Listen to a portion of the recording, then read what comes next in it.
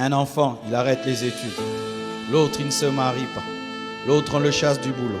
L'autre n'a pas d'enfant. L'autre, les mamans, quand elles vivent ça, elles sont vraiment écroulées. Une vraie mère, écroulée, écroulée.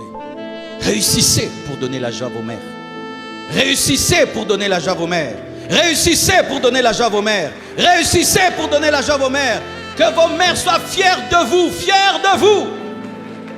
Mais quand une fille détruit sa vie et qu'on lui pose la question, comment va ta fille?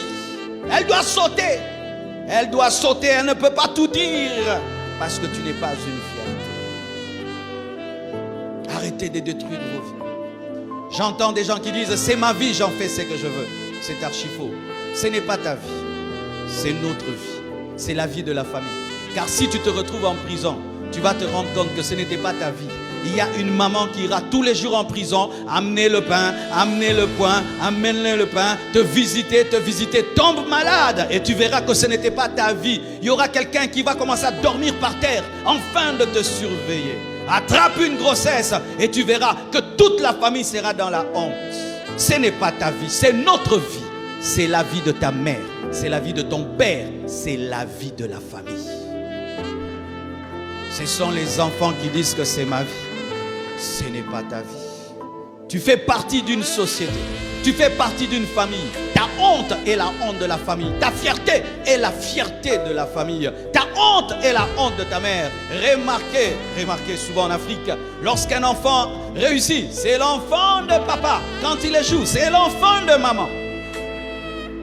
Alléluia. Réussis. Ne gâche pas ta vie. Arrête de gâcher ta vie. Arrête de gâcher ta vie. Il y a une jeune fille qui t'a porté dans ses entrailles avec un espoir que tu deviennes un grand homme, une grande femme. Ne la déçois pas. Ne la déçois pas. J'ai étudié pour être l'honneur de maman.